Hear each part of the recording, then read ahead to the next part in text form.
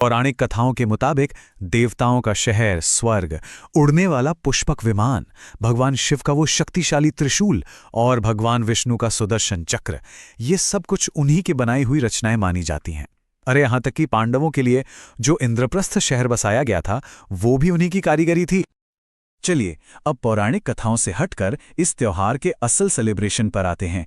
ये कब, कहां और कौन मनाता है, ये समझना भी इसके महत्व को और साफ कर देता है। नमस्कार। आज हम एक ऐसे त्योहार को समझने वाले हैं जो दरअसल इंसानी तरक्की की एकदम जड़ का जश्न मनाता है, यानी हमारे औजार और हमारा हुनर। तो चलिए विश्वकर्मा पूजा के पीछे छिपे सम्मान और कारीगरी की इस पूरी दुनिया में थोड़ा और गहरे उतरते हैं।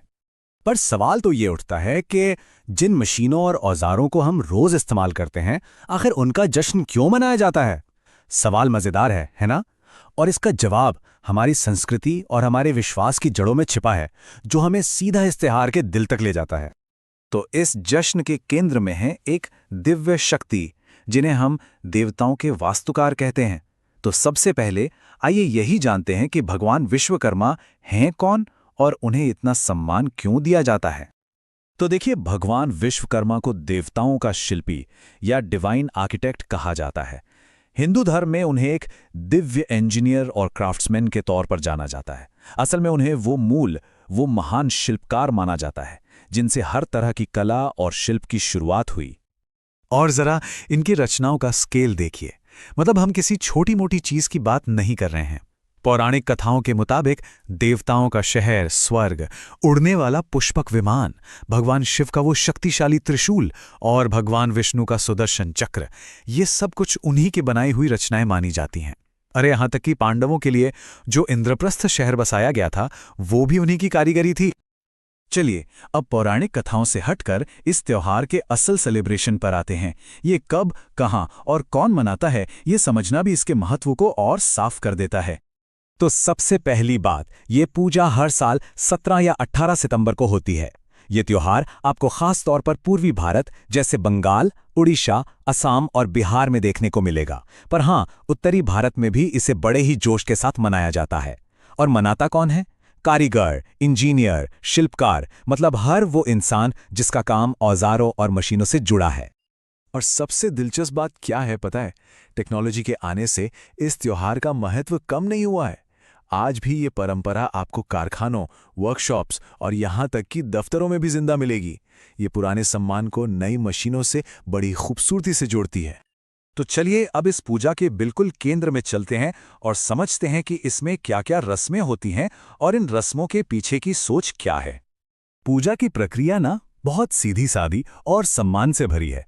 सबसे पहले सारे औजार, मशीनें और गाड़ियों को अच्छी तरह से धोकर साफ किया जाता है। फिर इन चीजों को फूलों और पवित्र कपड़ों से सजाया जाता है और आखिर में भगवान विश्वकर्मा की तस्वीर या मूर्ति के सामने दीपक जलाते हैं, प्रसाद चढ़ाते हैं और प्रार्थना करते हैं।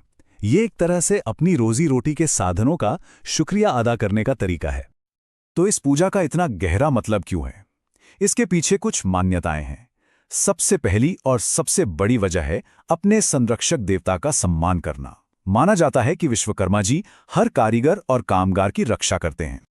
दूसरी वजह है काम में सफलता की कामना। ये एक विश्वास है कि जब हम अपने औजारों का सम्मान करते हैं तो काम में आने वाली रुकावटें दूर हो जाती हैं, मशीनें ठीक से चलती हैं और हमें तरक्की मिलती है। और तीसरी मुख्य मान्यता है समृद्धि और सुरक्षा के लिए प्रार्थना।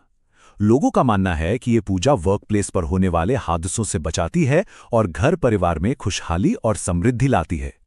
अब हम अपने आखिरी हिस्से पर आ गए हैं और यहाँ हम ये देखेंगे कि ये सदियों पुरानी परंपरा आज की इस टेक्नोलॉजी से भरी दुनिया में भी उतनी ही जरूरी क्यों बनी हुई है। ये स्लाइड ना बड़ी खूबसूरती से दिखाती है कि यह त्योहार वक्त के साथ कैसे बदला है।